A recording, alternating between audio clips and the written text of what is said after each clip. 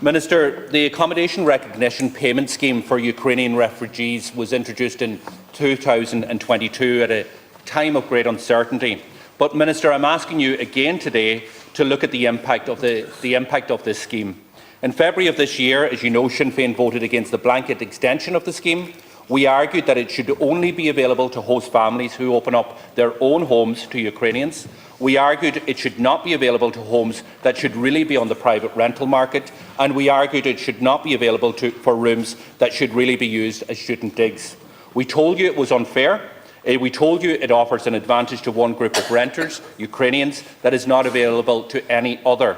Landlords are openly stating that they are getting more money from the accommodation recognition payment than they would receive if they let their properties to private renters. The scheme, as you know, Minister, provides €800 a month to pay for rent for Ukrainians, regardless of whether they are working and regardless of their income. The payment is tax-free, and that means to a landlord it is worth €1,600. Indeed, in constituencies like mine in Donegal, where the average rent is below €1,600, it is pricing other renters out of the market and reducing supply. And that flies in the face of the commitment your government gave and assurances it said that any measures to temporarily accommodate Ukrainians would not impact on housing supply. You yourself, Minister, said that we do not want to pursue a measure that interferes with the private rental market. But that is precisely what you have done and what is happening. We in Sinn Féin warned earlier this year that this scheme would put further pressure on the private rental sector, and it is now showing to be indisputably unfair. The latest figures show that the number of new payments made under the scheme is increasing at nearly a rate of 1,000 per month, and many of these are in respect of homes that should be available to workers and families in the private rental sector. Since you extended your scheme earlier this year, thousands of homes have been taken out of that sector. And you have built in an incentive for landlords to accept one renter over another based on their nationality when the housing need of both are acute, and that is wrong. Two people working side by side, earning the same wages with the same family size, under your scheme you pay the rent for one but not the other. And we can see why more and more people are questioning the fairness of this payment. It is provided regardless of income, regardless of employment status, and that is simply not fair. So can I ask you, how can this do anything other than create competition, resentment and inequality where there is an already dysfunctional rental market that exists? So I'm putting a number of clear questions I put to you in the amendment that we put forward in February of this year. And I'm asking you to take immediate action on this. And that is to ensure that those who are working pay for their accommodation like everybody else in the state. 2, to bring an end to new payments under the scheme from today. And 3, to ensure that proper controls are in place to ensure that the scheme does not reduce the number of properties on the rental market. Minister.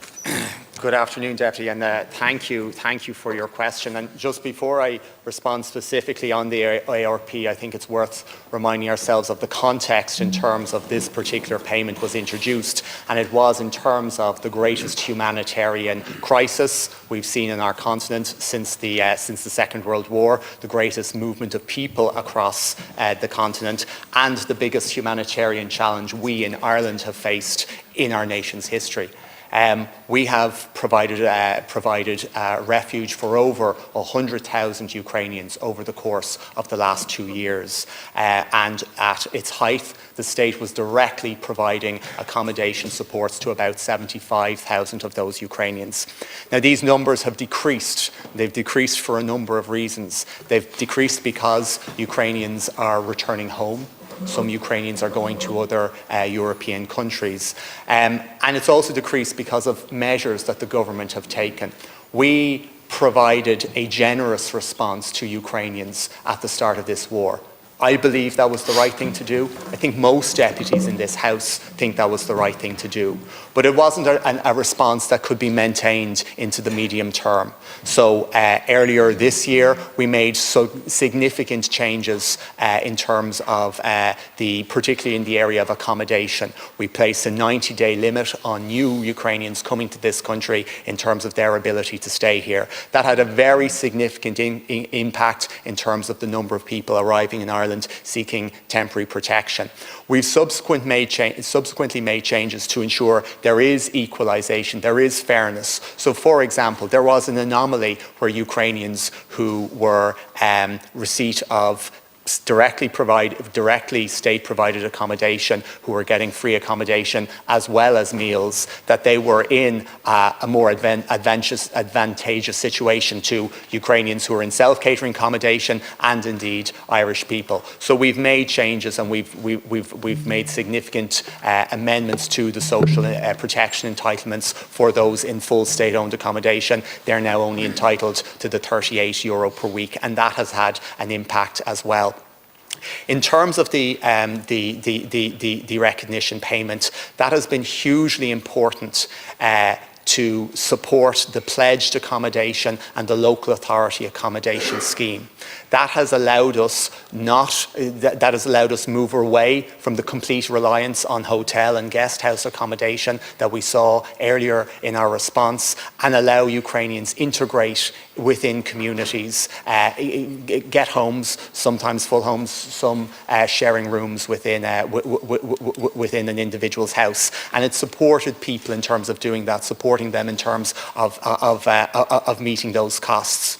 We've, up to this point, aligned that support with the Temporary Protection Directive. And I think that's correct in terms of ensuring Ireland's response walks lockstep with the response of other European member states.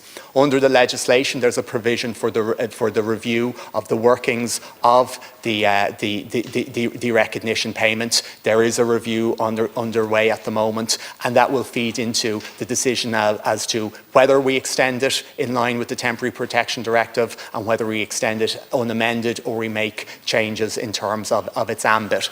But it is really important to say there are thousands of people supported by this payment right now, Deputy.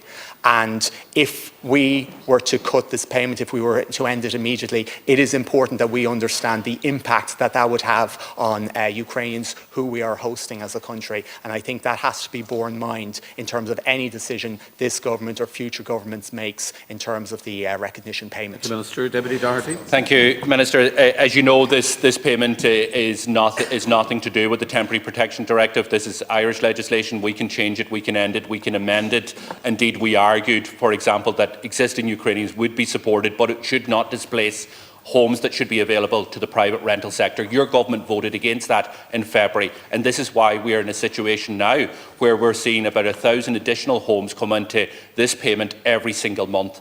And it is putting pressure on the private rental sector. I have examples of it myself. I come from a county where the average rents are below €1,600, and landlords are telling me that I can get more renting out to a Ukrainian family than elsewhere. That's why there is 1,100 of those properties in Donegal. 1 out of 7 rental properties are in that space, and it is the same in many other counties. This is fundamentally an issue of fairness. Of course, we've seen the compassion of the Irish people. Of course, we needed to move when the war broke out and support individuals. We're 2 years on now, and the question I put to you earlier on: somebody working side by side with somebody else with the same family size, there's a blatant unfairness in your scheme, and that is that the state pays for the rent of one and not the other, and that's not acceptable. 1/3 of Ukrainians are working, yet regardless of their income, regardless of their employment status, regardless of the profession that they're carrying out, they get state-supported accommodation. And the problem is, it is displacing the private rental sector. So you need to bring this to an end for new recipients immediately. We can't continue to put this pressure on the private rental sector, as we pointed out to you in February of this year. Minister, please. Thanks, Deputy. It's important to state that this payment is allowing us meet the accommodation needs of Ukrainians in this country here as a legal right under the Temporary Protection Directive. It is an extremely important part of the state accommodation offering. There are thousands of Ukrainians who have a legal right to be in this country under the Temporary Protection Directive, and we meet their accommodation needs through the recognition payment, through pledged accommodation. So if we are to speak about removing that payment, we have to have an answer in terms of how we continue to meet our legal obligations to our accommodation obligations to these people here legally. We made a decision, and it was one that was supported across this House at the time, that the over-reliance on hotels and guest houses wasn't an appropriate way of meeting the accommodation needs of families in particular in a long-term basis. The recognition payment has allowed people live independently, live in communities, put down roots, and I haven't heard a clear suggestion from yourselves in terms of how we would address those. How we would address those. Put the amendments down. You voted against it. No, you said what you don't want. No, we put amendments down. No, with respect, we put amendments down saying what should happen. Whoever is the minister has to find the accommodation. They can't Minister. draw those The time is up. lines in terms of what won't happen. They have to show where accommodation You didn't once address the will unfairness. be provided. You didn't once address the unfairness of the question. Please.